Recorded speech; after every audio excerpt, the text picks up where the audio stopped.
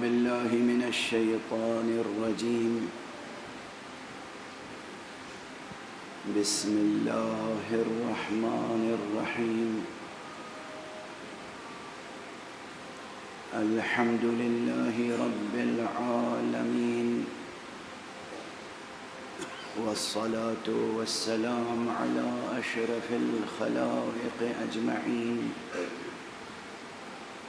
سيدنا وسيد الأولين والآخرين، حبيبنا وحبيب إله العالمين، إمام المرسلين وخاتم النبيين، شفيع المذنبين ورحمة للعالمين، أبي القاسم المصطفى محمد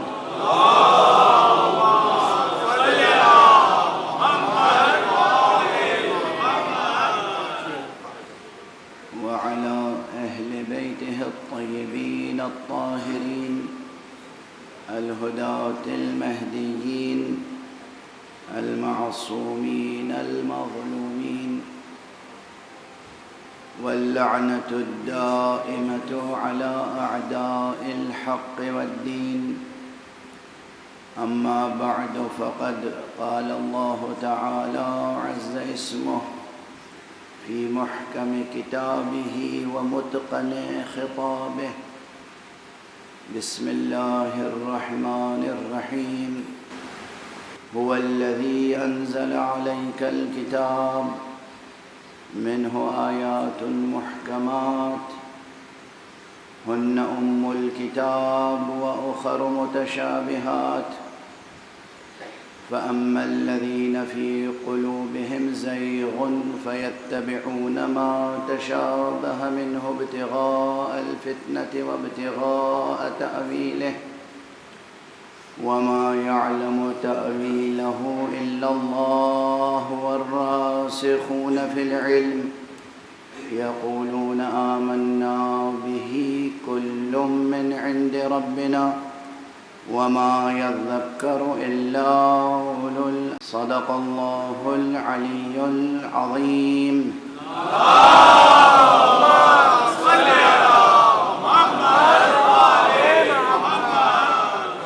ایک اور بلند تر صلوات.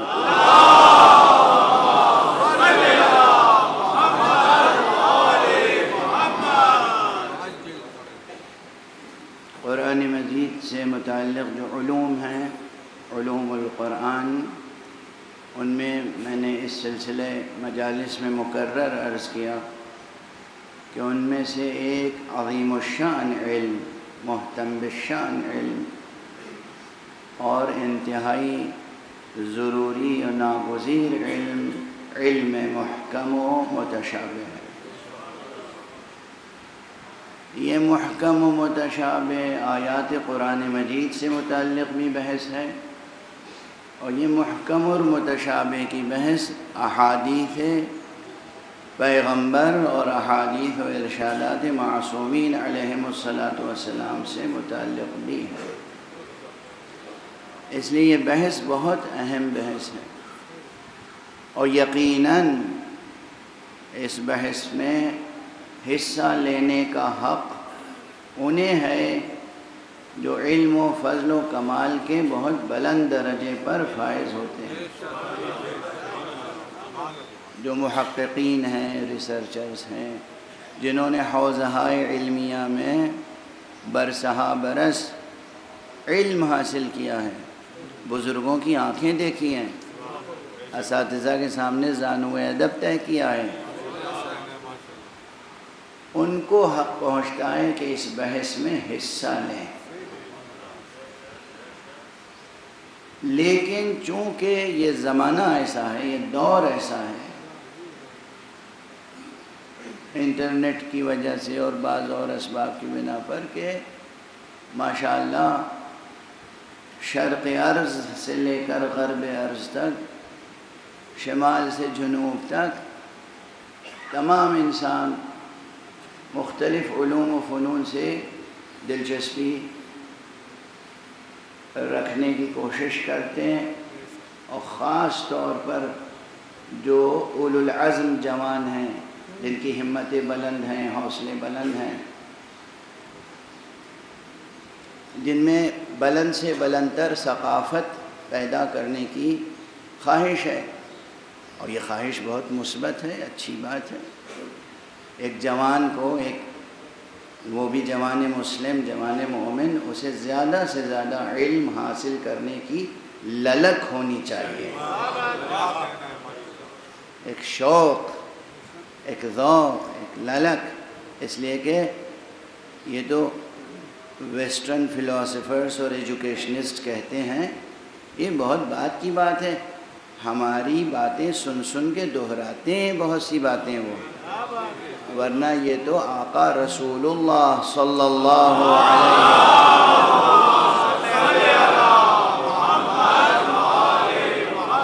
علیہ وسلم کا ارشاد گرامی ہے، اطلب العلم من المہد الی اللحد، گہوارے سے گور تک، ماں کی آغوش سے قبر کی آغوش تک علم حاصل کرو۔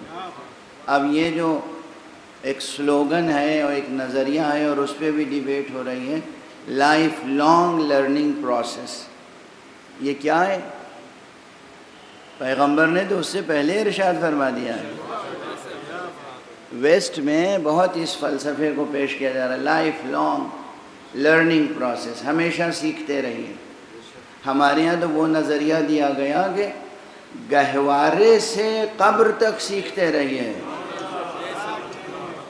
بلکہ آداب وہ سکھائے گئے ماں کو، باپ کو۔ اگر تمام اسلامی آثار و آداب و اخلاق و روایات و آیات پر کوئی عمل پیرا ہو، بچہ جیسے ہی رحم مادر میں آتا ہے اس کی تربیت و تعلیم کا سلسلہ شروع ہو جاتا ہے،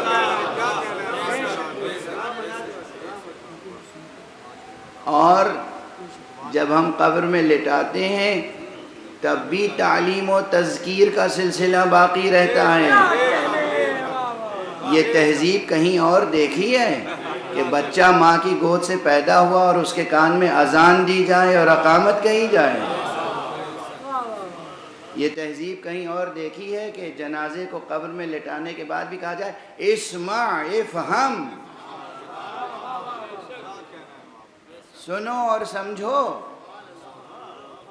یعنی صرف سلوگن نہیں دیا گیا، پورا کریکولم دیا گیا، پورا سلیبس دیا گیا، پورا پیٹرن دیا گیا کہ علم کا سلسلہ کہیں منقطع ہونے نہ پائے۔ اور عالم بشریت کو یہ تہذیب جب دی گئی تو اس تہذیب کو باقی رہنے اور قائم رکھنے والے ہدات اور مرشدین اور ائمہ اور انبیاء بھی ویسے ہی پیدا کیے گئے۔ عام بچے ہوتے ہیں جن کے کان میں اذان دی جاتی ہے، کچھ خاص بچے ہوتے ہیں جو پیدا ہوتے ہی قرات شروع کر دیتے ہیں۔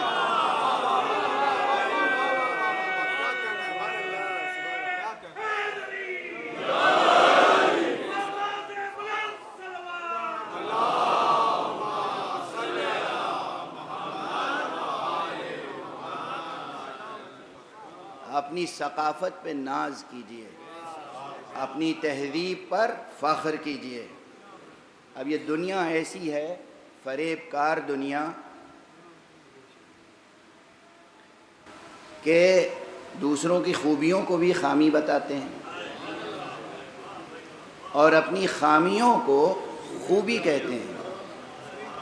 اس فریب کار دنیا میں جینے کے لیے اور سربلندی سے جینے کے لیے اور اپنی تہذیبی اور ثقافتی اور ہر طرح کی میراث کو محفوظ رکھنے کے لیے بڑے جتن کرنے پڑتے ہیں۔ غافل نہ ہو جائیے گا، کہیں عالمی پروپیگنڈے کا شکار نہ ہو جائے۔ کوئی کتنا ہی چڑھائے آپ کو، آخر ہوتا کیا ہے؟ بنا ہمیشہ رکھتا ہوں کہ میں مختصر گفتگو کروں گا، لیکن ممبر پہ آنے کے بعد وہ شاخ در شاخ گفتگو بڑھتی چلی جاتی ہے، اور بچوں کو سمجھانے کے لیے کچھ مثالیں دینی پڑتی ہیں۔ بہت پرانی مثال ہے، بہت پرانی، یعنی جسے کہتے ہیں کہ گھسی پٹی، بہت پرانی مثال ہے، سن چکے ہوں گے، پھر سن لیجئے کہ دشمن کس طرح فریب میں مبتلا کرتا ہے۔ وہ ایک شخص تھا، اس نے جو ہے وہ ایک گوسفند خریدا، لے کے چلا، اور کچھ اب یہاں اس لفظ کو استعمال کرنے سے پہلے وضاحت ضروری ہے، کیونکہ ہم لوگ ممبر کی گفتگو میں تہذیب کا خیال رکھتے ہیں۔ ایک لفظ ہے معاش، معاش یعنی ذریعہ معاش، وہ جس پر انسان کا دار و مدار ہو، رزق و روزی۔ تو لفظ معاش فصیح بھی ہے اور مہذب زبان ہے۔ اگر کسی کا ذریعہ معاش حلال ہو، پاک ہو، اچھا ہو، باعزت ہو، بآبرو ہو، اسے کہتے ہیں خوش معاش، خوش معاش۔ اسی کے برعکس اگر کوئی ہو، اب سمجھے آپ جو لفظ میں استعمال کرنا چاہتا ہوں وہ سب و شتم نہیں ہے، یعنی وہ نعوذ باللہ گالی نہیں ہے۔ جس کا صحیح ذریعہ معاش نہ ہو، چوری، ڈکیتی، دوسروں کو فریب دے کر مال غصب کر لینا، یہی سب ذریعہ ہو، اسی کو کہتے ہیں بد معاش۔ اب سمجھے آپ اس لفظ کا شجرہ سمجھ میں آ گیا؟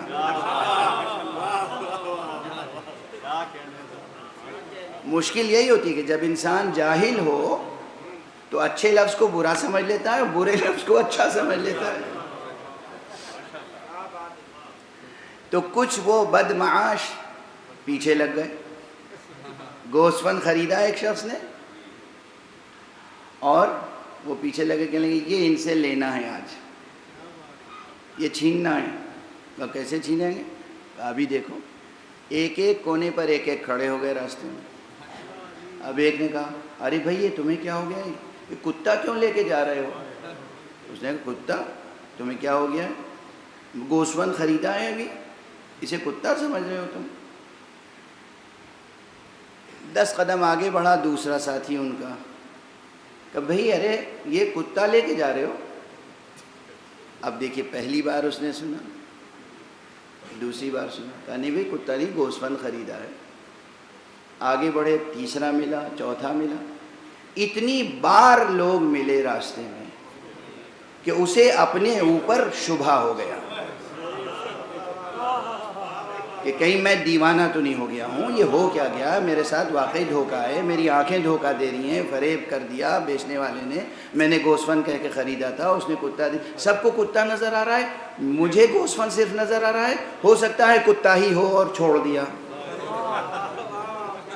اب وہ سب جو تھے، اب دوبارہ بد کا لفظ استعمال نہ کروں، وہ سب جو خوش معاش تھے وہ جمع ہو گئے، انہوں نے وہ گوسفند لیا اور ظاہر ہے کہ نوش جان فرمایا۔ یہ مثال ہمیشہ یاد رکھیے گا، آج دنیا میں یہ بات کہیں زیادہ ہو رہی ہے۔ آپ کی اچھائیوں کو بار بار کہا جا رہا ہے یہ برے ہیں، یہ برے ہیں، یہ بات ان میں بری ہے، یہ بات ان میں بری ہے۔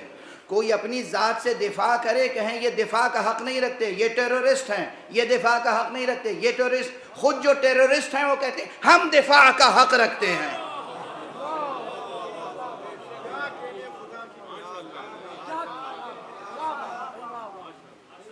دنیا کی خوش معاش حکومتوں کا کیا طریقہ ہے؟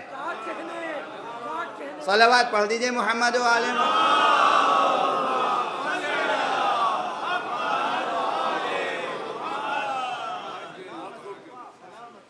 وہ مظلوم فلسطینی، صرف میں تو بار بار صرف فلسطینی کہہ رہا ہوں، میں صرف مسلم امہ کی بات بھی نہیں کر رہا۔ فلسطین کے علاقے میں جو یہودی تھے ان کا حق ہے وہاں، جو مسیحی تھے ان کا حق ہے وہاں، جو مسلم تھے ان کا حق ہے وہاں، جو عرب تھے ان کا حق ہے وہاں۔ کون اس کا انکار کرتا ہے؟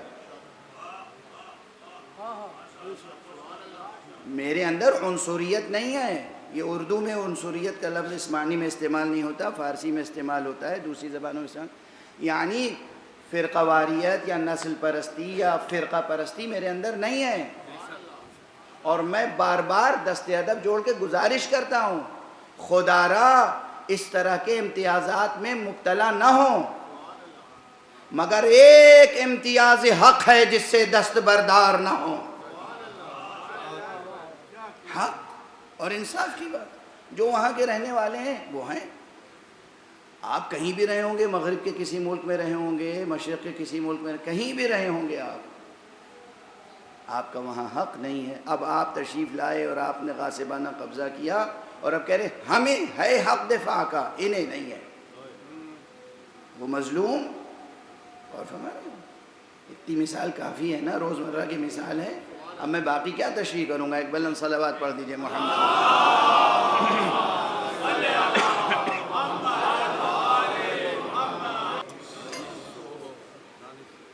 دانش فروش ہوتے ہیں، دانشور نہیں ہوتے، دانش فروش، دانش سوز۔ ان کی بات نہیں کر رہا ہوں، ان کو سمجھ میں نہیں آئیں گی میری باتیں، وہ آستینیں الٹ کے اور مجھے سمجھانے کے لیے آ جائیں گے کہ آپ نہیں سمجھتے، سمجھنے کی کوشش کیجئے۔ دن رات گزرتا ہوں اس تجربے سے، دن رات گزرتا ہوں، آتے ہیں ٹیم بنا بنا کر، مسلمانوں کو سمجھائیے جذباتی نہ ہوں۔ سبحان اللہ، آپ روزانہ ہماری گود میں ہمارے بچوں کو ذبح کریں اور ہم جذباتی نہ ہوں۔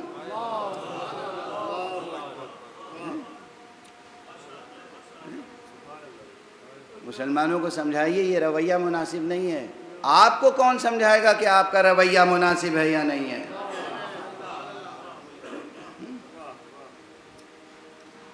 بہرحال ایک بات، بڑی لمبی چوڑی بحث ہے، میں کسی ایک ملک کو بھی نہیں کہتا، کسی ملک کے یا کسی قوم کے یا کسی نیشن کے خلاف میرا نظریہ نہیں ہے۔ ہاں ایک بات اس پر راسخ ہوں، یہ جو آج سو کالڈ ویسٹرن کیپٹلزم ہے، انسانیت کے دل کا ناسور یہی ہے۔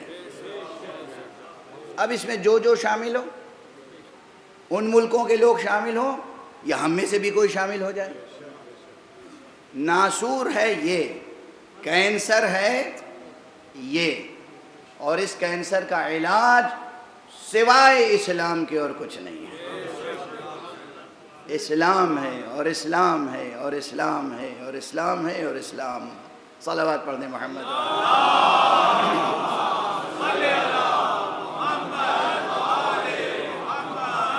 ممبر کے تقاضے بس اشارہ کرنا، وقت کی محدودیت ہوتی ہے، ورنہ اگر اس موضوع پر باقاعدہ سیمینار ہو، 3 دن کا، 4 دن کا، ہفتے بھر کا سیمینار ہو تو تفصیل سے گفتگو ہو سکتی ہے کہ کس طریقے سے کیپٹلزم کی نحوستوں کو دور کیا جا سکتا ہے اور کس طریقے سے خدا کی نعمتوں کی برکتوں سے زیادہ انسان استفادہ کر سکتا ہے۔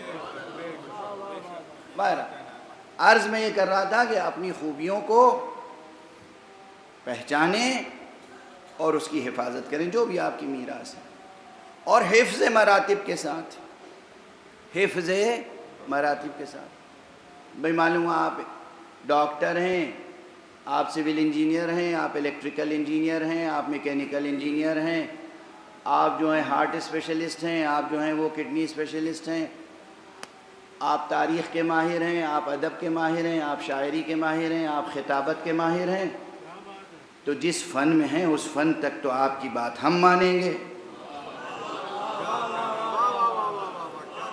لیکن جو آپ کا فن نہیں ہے اس میں ہم آپ کی رائے نہیں مان سکتے۔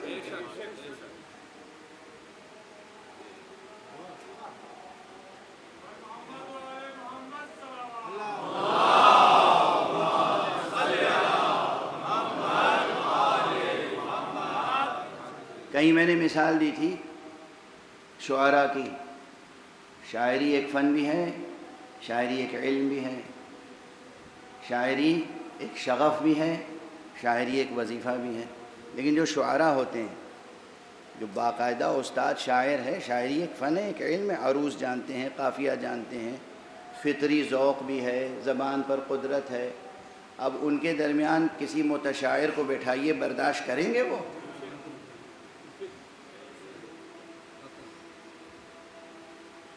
کوئی مجھ جیسا نالائق مولوی نا شاعر جو شعر کی شناخت نہ رکھتا ہو، جو شاعری نہ کر سکتا ہو، موضوع مصرے بھی ناموضوع پڑھے،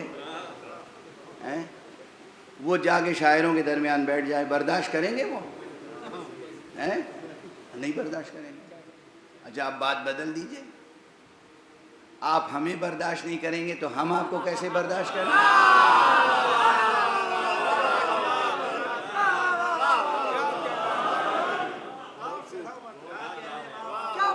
یہ بات بدلے اور انتقام کی نہیں ہے، بات یہ کہ آپ نے پیدا ہونے کے بعد سے آپ کو ایسا ماحول ملا، سمجھنے کی کوشش کہ آپ کی والدہ شاعرہ تھیں، والد شاعر تھے، دادا شاعر تھے، پردادا شاعر تھے، شاعری آپ کو نسل میں ملی، وراثت میں ملی، پھر آپ نے خود محنت کی، زبان سیکھی، ڈکشنری کی ڈکشنری آپ گھول کے پی گئے، زبان پر قدرت ہے، نحو و صرف پہ قدرت ہے، علوم بلاغت پہ قدرت ہے، 20 سال 25 سال 30 سال کسی ماہر استاد سے اصلاح لیتے رہے، اب آپ خود استاد سخن بن گئے، ہے نا؟ تب نہ آپ کو ناز ہے، تب ناز ہے۔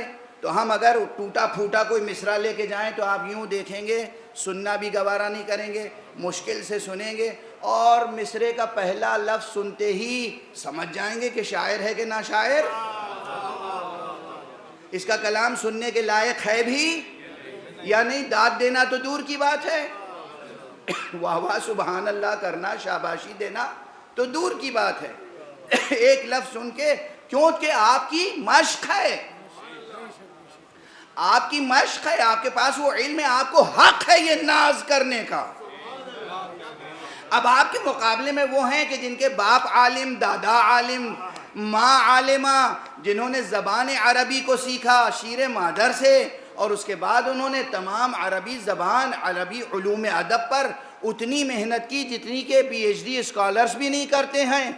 عربی زبان کے بعد، بلاغت کے بعد انہوں نے منطق میں محنت کی، فلسفے میں محنت کی، علم کلام میں محنت کی، انہوں نے فقہ میں محنت کی، اصول میں محنت کی، حدیث میں محنت کی، رجال میں محنت کی، درایت میں محنت کی، علوم قرآن اور علوم حدیث کے ساتھ علوم شریعت میں محنت کی، اور محنت کر کے اب ان کے بال سفید ہو گئے۔ اب آپ ان کے سامنے جب کوئی سوال بھی پیش کرتے ہیں تو سوال کا پہلا لفظ سن کے وہ سمجھ جاتے ہیں کہ آپ جاہل ہیں یا پڑھے لکھے۔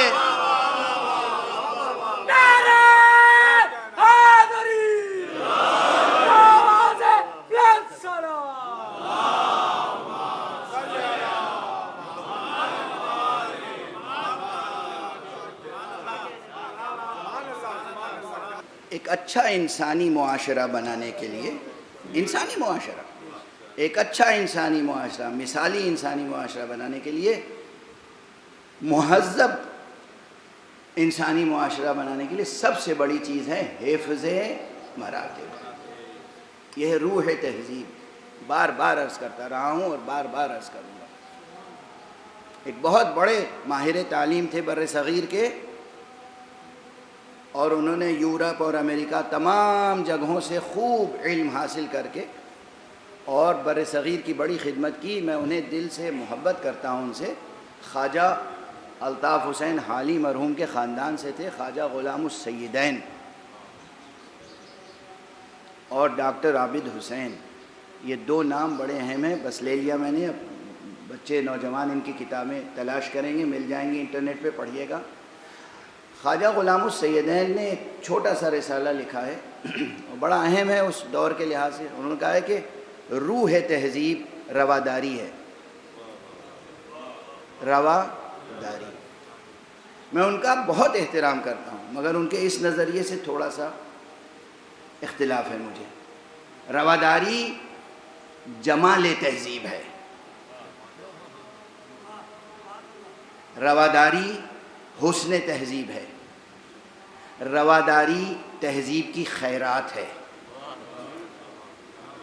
لیکن روح تہذیب حفظ مراتب ہے۔ روح تہذیب حفظ مراتب ہے۔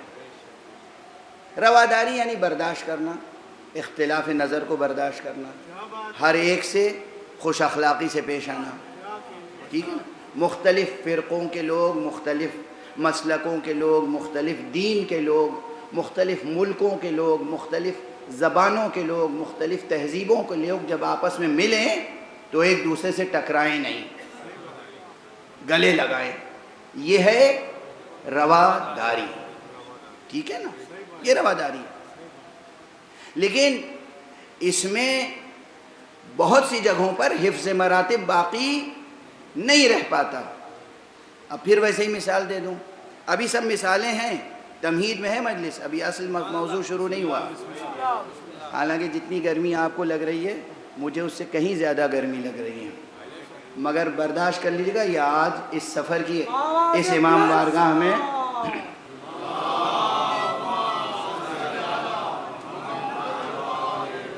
اس سفر میں یہ آخری مجلس ہے یہاں اس عزا خانے میں، تو یہ چیزیں عرض کر لینے دیجیے. رواداری میں کیا ہے؟ ابھی جو میں تھوڑی دیر پہلے کہہ رہا، رواداری میں یہ ہوتا ہے کہ اب میرے سر پہ عمامہ ہے، لباس ہے، ساری مولا حسین کا نوکر سمجھ کے سب لوگ عزت کرتے ہیں، احترام کرتے ہیں. اب ایک شاعر، ایک ادیب، ایک ماہر لسانیات، وہ مجھے کچھ نہیں سمجھتا، مگر جب لوگ کہتے ہیں کہ جناب یہ بھی کچھ ہیں تو وہ خاموش ہو جاتا ہے، برداشت کر لیتا ہے، قریب میں بٹھا لیتا ہے. یہ کیا ہے؟ رواداری. ٹھیک ہے نا، یہ رواداری ہے. یعنی جس مقام کے مستحق نہیں ہے تھوڑی دیر کے لیے وہ مقام بھی مل جاتا ہے. یہ کیا ہے؟ رواداری. لیکن حفظ مراتب کیا یہ ہے کہ جب وہ کتاب لکھے گا تو لکھے گا کہ اردو زبان کا پہلا لغت جو ہے وہ جناب عقیل الغربی نے لکھا تھا؟ یہ تو تحقیق کے خلاف ہو جائے گی بات. یہ اردو میں لفظ لغت میں نے مذکر استعمال کیا ہے جان بوجھ کر، ہے نا؟ ٹھیک ہے، اب جا کے دیکھیے گا کہ ایسا کیوں کیا میں نے. جو علم اور فن مجھے نہیں آتا وہ کبھی اعتراف نہیں کرے گا کہ جناب یہ اہل علم ہے، اہل فن ہے. واضح ہے؟ کیوں؟ اس لیے کہ رواداری سے بڑی ایک چیز ہے، اسے کہتے ہیں حفظ مراتب. اگر رواداری میں حفظ مراتب کو فراموش کر دیا جائے تو تمام نظام میں خلل پڑ جائے گا، نظام میں خلل پڑ جائے گا. جس نے زندگی بھر قانون پڑھا اس کو جج بنانے کے بجائے جس نے نہ صرف یہ کہ قانون کبھی پڑھا نہیں بلکہ ہمیشہ قانون شکنی بھی کی، اسے جج بنا دیجئے تو کیا ہوگا؟ مثال دے رہا ہوں، مثال کو مثال کی حد تک سمجھیے گا، جا کے کہیں چسپا نہ کر دیجئے گا. مثال مثال ہوتی ہے. کیا ہوگا نتیجہ؟ نظام مختل ہو جائے گا، نظام درہم برہم ہو جائے گا، پھر انسانی معاشرہ ترقی نہیں کر سکتا. اس لیے عرض کرتا ہے یہ فقیر کہ روح تہذیب حفظ مراتب ہے. عالم کو عالم سمجھو، مرجع کو مرجع سمجھو، رہبر کو رہبر سمجھو، خطیب کو خطیب سمجھو، شاعر کو شاعر سمجھو. شاعر رہبری نہ کرنے لگے، یہ سلسلہ دراز ہے. خدا کو خدا سمجھو، نبی کو نبی سمجھو، نبی کو خدا سے نہ بڑھا دو. خدا خدا ہے، نبی نبی ہیں، امام امام ہے، وصی وصی ہے، ولی ولی ہے، شہید شہید ہے، بابا بابا ہے، بیٹا بیٹا ہے. حفظ مراتب گھر سے لے کر زمین سے لے کر آسمان تک، حفظ مراتب روح تہذیب ہے. تو جب حفظ مراتب روح تہذیب ہے تو بس اب یہ اتنی گفتگو یہاں روک رہا ہوں، حالانکہ جیسے لگتا ہے پورا وقت ختم ہو چکا مجلس کا، کہ یہ جو بحث ہے محکم و متشابہ، اس میں اب ہر شخص یہ سوچ لے کہ میں فیصلہ کن بات کہہ سکتا ہوں. نہیں، ممکن نہیں ہے بھائی عزیز، ممکن نہیں ہے. جیسے میں نے کل یہاں تک بات پہنچی تھی جو ایک اہم بحث تھی کہ کیا اللہ کوئی ایسی کتاب نازل نہیں فرما سکتا تھا جو پوری کی پوری محکم ہو. یہ اہم بحث تھی، اور میں نے عرض کیا کہ جی ہاں، اس کی جہت سے تو ہر چیز ممکن ہے، مگر ہماری جہت سے یہ ناممکن ہے، زبان کے تعلق سے ناممکن ہے. وہ اسالیب بیان کے تعلق سے ناممکن ہے، انسان کے ذہن کے تعلق سے ناممکن ہے کہ پوری کی پوری کتاب متشابہ ہو۔ اسی طرح یہ بھی ناممکن ہے کہ متشابہ حقیقتوں کی گرہ کشائی ہر شخص کر لے۔ بھئی اگر ہر شخص کر لے گا تو وہ متشابہ کیسے رہ جائے گا؟ اب ایک جملے میں عرض کروں، حق سبحانہ و تعالی نے قرآن مجید میں متشابہ آیتیں رکھی ہی اس لیے ہیں تاکہ کوئی رسول کے مقابلے میں آ کے یہ نہ کہے کہ کتاب کافی ہے۔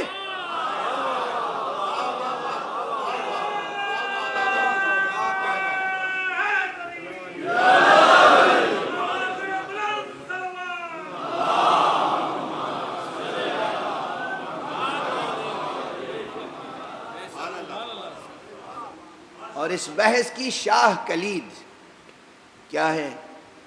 تمام متشابہ آیتوں کو کون محکم بنا سکتا ہے؟ کوئی نہیں۔ وَمَا يَعْلَمُ تَأْوِيلَهُ إِلَّا اللَّهُ وَالرَّاسِخُونَ فِي الْعِلْمِ۔ اب یہاں جو دو مسلک ہیں اس کی طرف میں اشارہ کیا صراحت سے کہہ چکا ہوں۔ کچھ لوگ الا اللہ پہ رک جاتے ہیں اور کچھ والراسخون فی العلم میں واو جو ہے اسے عطف مانتے ہیں، اللہ اور راسخون فی العلم یہ متشابہات کی تعویل سے واقف ہیں، یہ علم رکھتے ہیں۔ اب بس ہم تو کیا ہیں، معمولی سے طالب علم، بلکہ شاید اگر یہ کہیں تو بجا ہوگا، یہ میرے احساسات ہیں کہ ہم تو ابھی قاعدے کے طالب علم بھی نہیں بنے ہیں۔ علماء کا مرتبہ تو بہت بلند ہوتا ہے۔ تو میں اب اپنی رائے کے جو رائے بھی میں نے عرض کی کہ ہاں یہاں پر اللہ اور راسخون فی العلم یہ عطف ہے،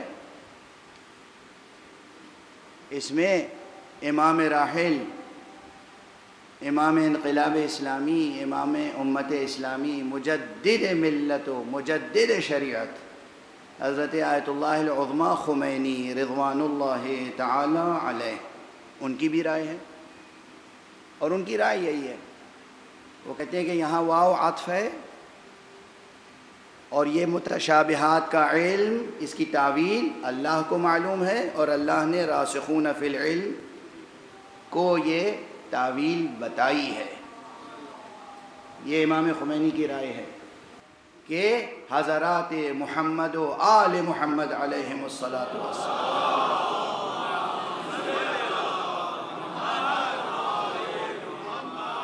یہ ہیں راسخون فی العلم،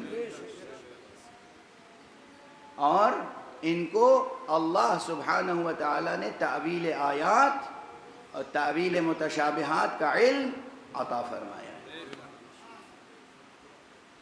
اور ظاہر ہے اب سب بحث کا خلاصہ ہی چل رہا ہے، تو میں جو باتیں کہہ چکا ہوں اسے ایک ایک جملے میں کہہ کے آگے بڑھتا رہا ہوں کہ اسی لیے قرآن مجید میں اللہ نے کیا فرمایا کہ اے حبیب ہم نے آپ پر ذکر نازل کیا ہے تاکہ لوگوں کو بتائیں کہ ان کے لیے کیا نازل ہوا ہے۔ اور پھر حضور نے فرمایا کہ مجھے قرآن ہی کی مثل عطا کی گئی ہے، تفسیر و تعویل، اور پھر خود کو کہا شہر علم، اور مولا امیر المومنین علیہ السلام کو فرمایا یہ ہے باب علم۔ یعنی اگر تمہیں تعویل چاہیے تو کس سے لوگے؟ یا مجھ سے لوگے یا باب علم سے لوگے۔ اچھا، جیسے میں یہ کہتا ہوں کہ اللہ نے کتاب قرآن نازل اس صنعت کے ساتھ کی ہے، اس اہتمام کے ساتھ کی ہے، یعنی کتاب کا ٹیکسٹ ایسا بنایا ہے کہ کوئی اللہ کے رسول سے بے نیاز نہ ہو پائے۔ اسی طرح اللہ ہی کی مرضی سے رسول اللہ نے متشابہات کا اور کل کتاب کا علم علی کو عطا کر کے پورا کا پورا خود عوام میں نہیں بیان کیا تاکہ بعد پیغمبر کوئی علی سے بے نیاز نہ ہونے پائے۔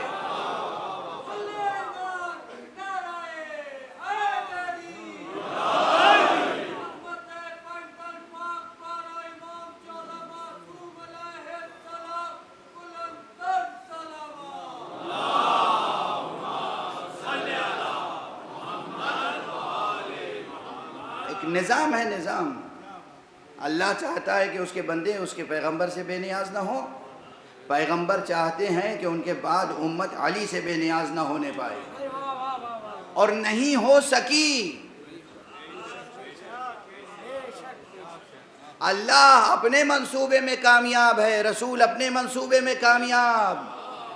تخت چاہے کوئی لے لے، تاج چاہے کوئی لے لے، خزانہ چاہے کوئی لے لے، علمی مسئلہ پھنسے گا تو علی ابن ابی طالب.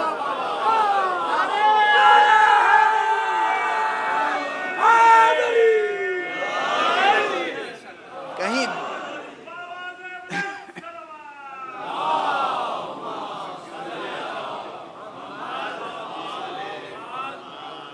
گفتگو تمام کر دی میں نے، اس لیے کہ دعا کیجیے گا پروردگار کوئی خدمت قبول فرما لے اس فقیر کی، ایسی زندگی اور ایسی توفیق مل جائے کہ یہ بحث مکمل طور پر آپ کے سامنے کتابی شکل میں آ سکے. یہ بحث اصیل ہے، اہم ہے، اور اگر ذرا تفصیل کے ساتھ مکمل ہوگی تو ہزاروں صفحوں پر ہوگی، اور اگر اختصار کے ساتھ آئے گی تو سینکڑوں صفحوں پہ ہوگی. لیکن بحث کی ضرورت، بحث کی اہمیت، بحث کے ابعاد ثلاثہ یا ابعاد اربعہ یا ابعاد خمسہ سب آپ کے سامنے اشارتاً عرض کر دیے میں نے. بس ایک جملے میں آپ کی طبیعتیں منقلب ہوں گی. امام عصر کا ذکر ہو رہا تھا نا، امام مہدی کا. آپ کو بتاؤں یہ تذکرہ کہاں کہاں ہوا ہے. روز عاشور آقا حسین نے بھی کیا ہے، اور دربار یزید میں امام سجاد نے بھی کیا. یہ ہمارا امام وہ ہے کہ اس امام کی وجود مبارک کی طرف آقا امام حسین نے روز عاشور بھی اشارہ کیا ہے، اور امام سجاد نے دربار یزید میں بھی امام مہدی کا ذکر کیا ہے خصوصیت کے ساتھ اپنے خطبے میں. مگر اب اس وقت اس خطبے کے بیان کا وقت بھی نہیں رہا، آقا حسین کے خطبات کے بیان کا وقت نہیں رہا. اس وقت تو بس آج 9 محرم ہو گئی نا. نگاہ میں بس ایک تصویر آ رہی ہے، خیمے میں خالی گہوارہ ہے،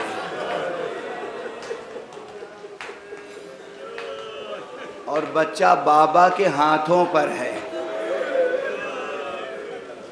بچہ بابا کے ہاتھوں پر گیا ہے، اور بابا کی کوشش یہ ہے کہ کسی صورت سے بچے کو پانی مل جائے. ہاتھ پر بچے کو لیتے ہیں، فوج سے خطاب کرتے ہیں، اگر تمہاری نظر میں میں گناہ گار ہوں تو اس 6 مہینے کے بچے نے تو کوئی جرم نہیں کیا ہے. اس سن و سال کے بچے کسی قانون میں مجرم نہیں ہوتے، اور اگر تمہیں یقین مجھ پر نہیں ہے تو میں اس بچے کو جلتی ہوئی ریت پر رکھ دیتا ہوں، آ کے خود اپنے ہاتھوں سے پانی پلا دو. آقا حسین نے بچے کو زمین پہ رکھا اور فوراً اٹھا لیا. معلوم تھا کہ اشقیاء پانی نہیں پلائیں گے. حجت تمام کرنے کے اسالیب تھے. آقا کیسے برداشت کر سکتے تھے کہ 3 دن کا بھوکا پیاسا بچہ تپتی ہوئی زمین پر پڑا رہے. ہاتھ پر لیا اور پھر کہا، بیٹا تم حجت خدا کے فرزند ہو، اپنی پیاس کا اظہار خود کرو. بچے نے بابا کی بات سنی، لشکر کی طرف رخ کیا، ہونٹوں پر سوکھی ہوئی زبان پھر. اجرکم علی اللہ. فوج میں انقلاب آیا. قریب تھا کہ وہ اشقیاء میں سے کچھ فرات کا پانی لے کر آئیں بچے کے لیے، مگر ادھر آواز بلند ہوئی عمر ابن سعد نحس کی، حرملہ اقطع کلام الحسین. اے حرملہ، حسین کی تقریر منقطع کر دے. یہ گویا اشارہ تھا. حرملہ نے سہشوبہ تیر استعمال کیا. میں تفصیلات نہیں عرض کر سکتا، بس ایک کے بعد ایک تیر. تیسرا تیر وہ تھا جو آیا اور پھر بچے کا گلا اور حسین کا بازو.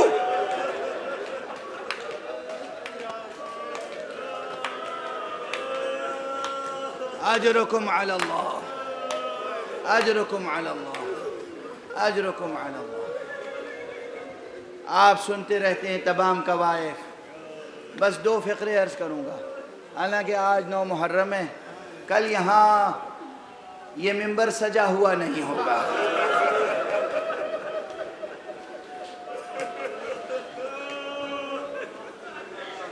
کل یہ منبر سجا ہوا نہیں ہوگا. کیسے منبر سجا رہ سکتا ہے جب حسین کی مسند اجڑ جائے؟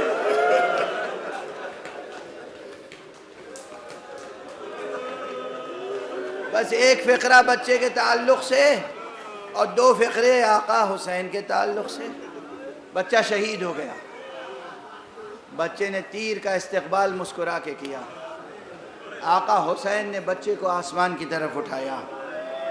7 مرتبہ آگے بڑھے. انا للہ و انا الیہ راجعون. رضا بقضائہ و تسلیما لامرہ. 7 مرتبہ کہتے ہوئے آگے بڑھے، پیچھے ہٹے. اس کے بعد خیمہ گاہ پہ گئے.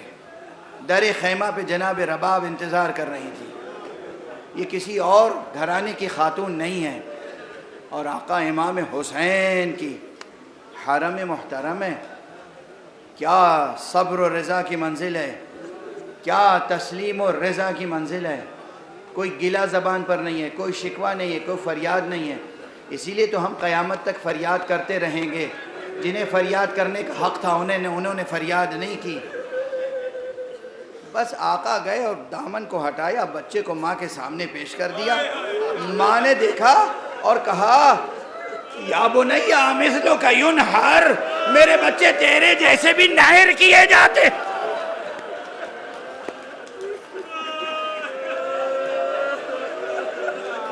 اجرکم علی، اجرکم علی اللہ، اجرکم علی اللہ.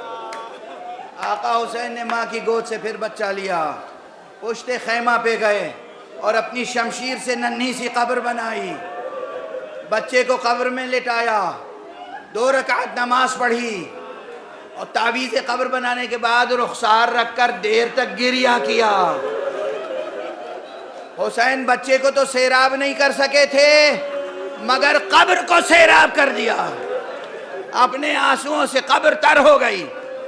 اس کے بعد آئے اور آواز دی، زینب یا زینب یا ام کلثوم یا رباب یا رقیہ یا سکینہ یا فضہ. ایک ایک بی بی کا نام لیا اور سب کو سلام آخر کر کے حسین میدان کی طرف چلے.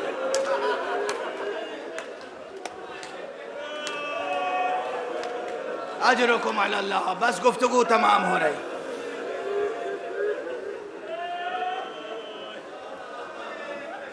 جناب ام کلثوم کا ایک بیان ہے. جناب بی بی ام کلثوم کہتی ہیں کہ ہم ابھی تک دیکھ رہے تھے حسین تنہا تھے، میرے بھائی تنہا تھے، مگر جیسے ہی میری بہن زینب نے آقا حسین کو گھوڑے پہ سوار کیا، کہا بھیا خدا حافظ، تو مجھ سے رہا نہیں گیا، بے اختیار میرے قدم خیمے کے باہر آ گئے.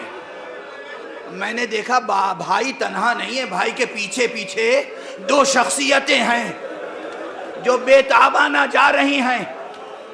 مجھ سے رہا نہیں گیا، میں نے پوچھا ارے بھیا یہ بتاؤ، ابھی تو تمہیں تنہا دیکھا تھا، یہ تمہارے پیچھے پیچھے کون ہے؟ آقا حسین نے کہا بہن اب یہ نہ پوچھو، جب اکبر کو رخصت کیا تھا اکبر کے پیچھے پیچھے میں جا رہا تھا، اب میں قربان ہونے کے لیے جا رہا ہوں. یہ میرے نانا رسول اللہ، یہ میرے بابا علی مرتضیٰ ہیں جو کہہ رہے ہیں حسین جاؤ خدا حافظ، خدا کی راہ میں قربان ہو جاؤ. حسین نے بے پناہ جنگ کی. بس آخری جملہ ہے، اور جب گھوڑے سے زمین پر آ رہے تھے تو اتنے تیر پیوست تھے کہ حسین براہ راست زمین پہ نہیں آ سکتے تھے، براہ راست سجدہ نہیں کر سکتے تھے۔ ایک مرتبہ سینے پہ زور دیا، سامنے سے جو تیر لگے تھے پشت کی جانب سے نکل گئے۔ حسین نے کہا لا الہ